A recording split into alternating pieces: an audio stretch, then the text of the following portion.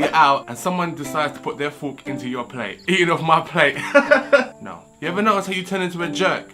Because you asked them before you order, would you like to order something? Would you like to order this? Nah, I'm not hungry. Then they try and take a chip or something from your plate and you're like, look, I asked you before I ordered, did you want something? And you turn into the angriest person in the world because it is the most annoying thing ever. So I'm on a date with this bird, right? I order my food. I ask her if she wants anything. She said no.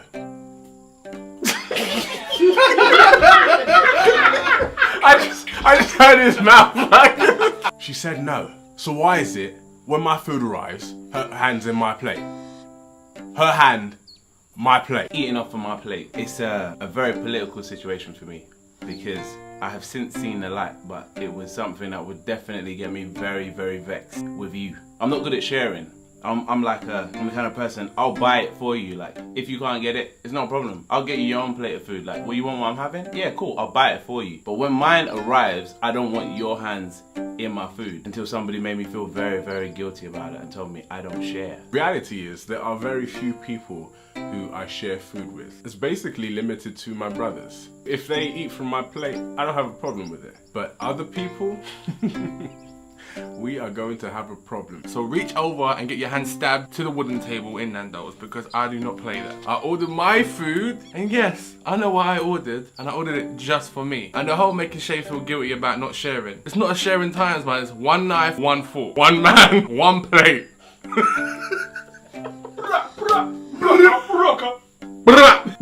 I mean, it's different if you're eating food that you've cooked at home, because you can just go back in the pot provided there's more food and get more. But when I've gone to a restaurant, especially if I know the restaurant, I've chosen something that I really want to eat and there's a lot of maths that's gone into this decision. Like, I'm like, yeah, I'm gonna get coconut rice and I'm gonna get the ginger beef, and I know what that equates to in mass, in enjoyment, and in my stomach. So when someone just wants to get involved after the fact, then you know what I really mean. But you can have some of mine and I'll have some of yours. No, I got what I want, you eat what you have. Get out of my plate. Out. About when you're sitting there in a restaurant and from the moment you've ordered and you know what's coming, you can smell it in the air and you're making small talk with this girl, but really your mind is thinking, damn, when it gets here, it's gonna be on. You get really into it and the girl's still talking, you're like, really not trying to hear you right now. The food comes, you're like, wow. I'm even gonna forget I'm with this girl. And then she's giving it, like my girl for instance, she doesn't tell me she wants something off my plate, but she gives me this look like, listen, I can see you looking, but I'm not gonna look back at you. This is my food. I'm sorry, you got your breadsticks or whatever you're eating. I'm not having this.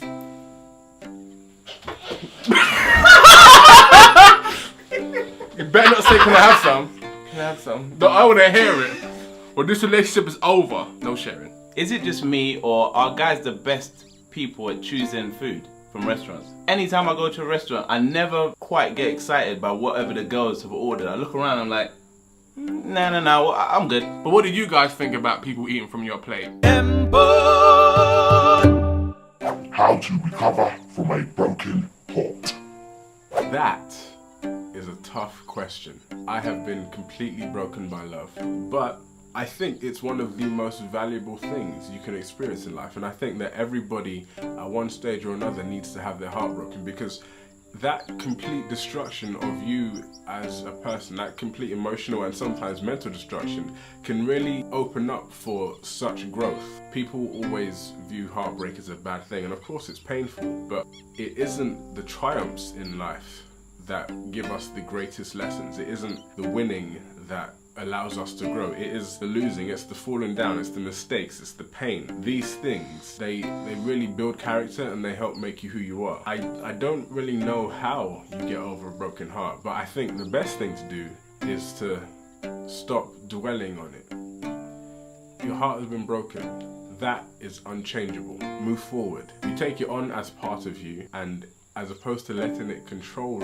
you, you let it become part of who you are, because it is a part of who you are, and you work from there. What you do is you find your best looking friend, take as many pictures with her as possible, put it on Facebook, tag your ex, job done. Job done. All you need to do to get over your ex, try and make them jealous before they make you jealous, because if you're still on Facebook, you're gonna see what they're up to, and everything they do is gonna cut through you like a knife.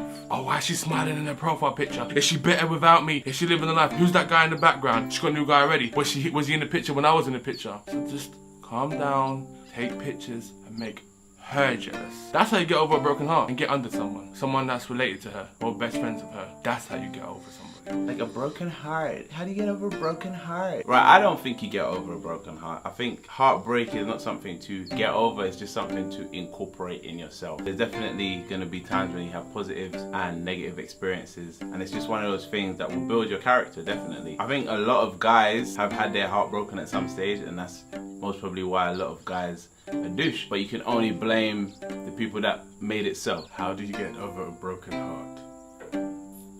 Murder. A few years ago, you dumped me.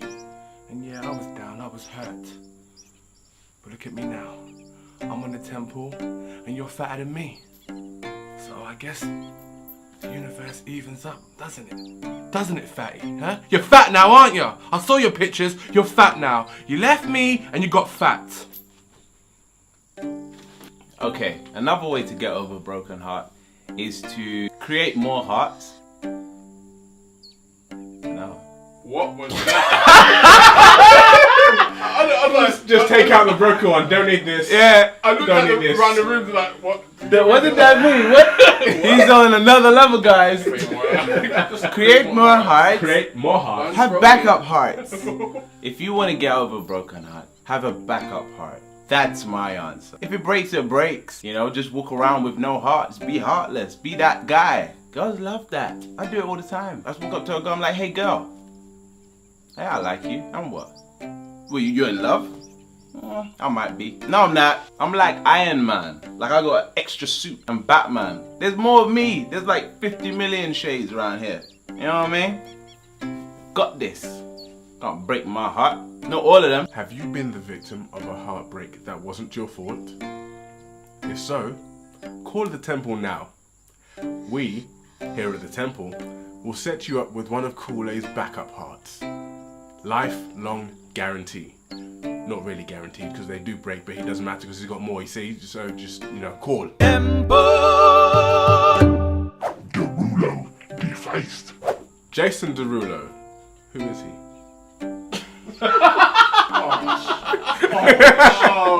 Jason was stood in front of what can only be described as a mural. It's basically a promotional event where they had the album cover graffitied onto the wall.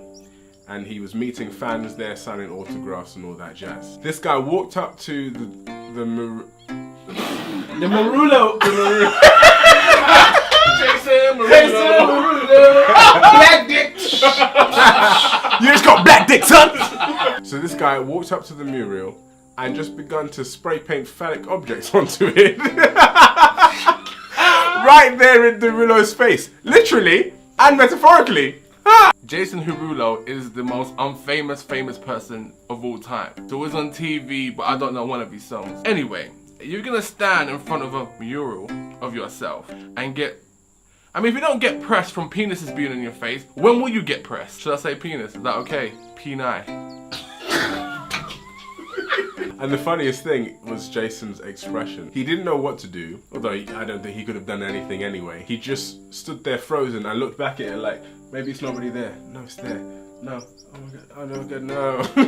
He just walked straight past Jason Derulo to his mural, of which the distance between the two people was about 1 meter, and just sprayed peni, 3 of them, all over his face, and just walked off. Like, boom, say something. I kind of felt sorry for him only a little bit because it looked like it was smack bang in the middle of his promo. So like, how do you continue promoting your album with these phallic penis on the picture? What do you do? Like, you're in the middle of your day, you've got a line of 10 people. They are fully gassed. They're gassed. They're ready for that photo moment and handshaking and, you know. And then you just got peni in the background. That would have never happened to DMX. Come on, man. DMX would have stood there. I don't even want to steal your line, but you know you got, you gotta do. DMX would have stood there. Hey yo, dog! That's my mural! Stop spraying dicks!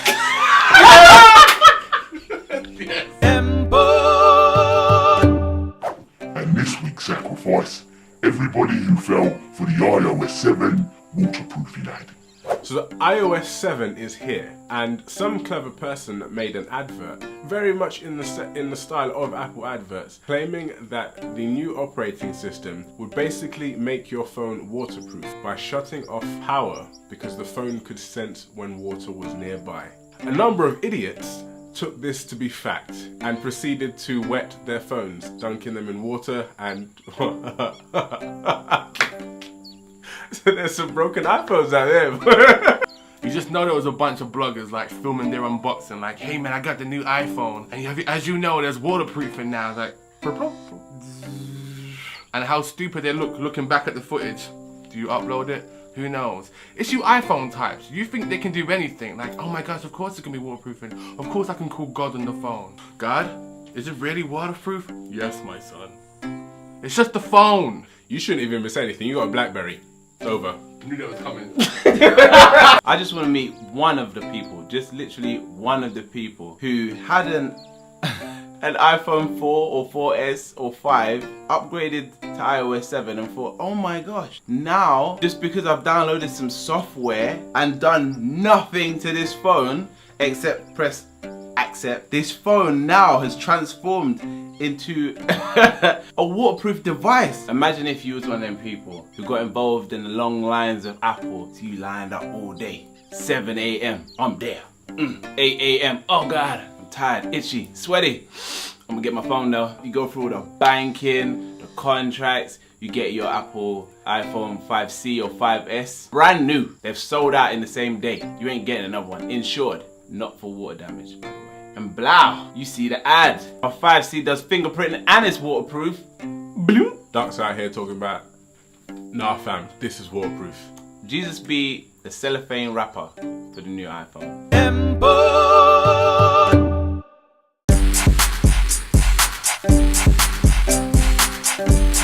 Well, you know, I downloaded that new...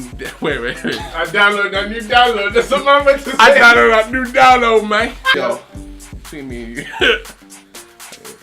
Yo, between me and you. What's wrong with it? Right. Yo, man, between me and you, I just downloaded that new waterproof, man. Wait, I'll call you from the shower. Yeah, I'm in the shower right now. My new iPhone waterproof, man. I can't say no more. My new iPhone. Wait. I'm swimming to you. I'm still on the phone. Did you hear me? Oh, God. I just got eaten by the whale. And I still got good reception. You hear me?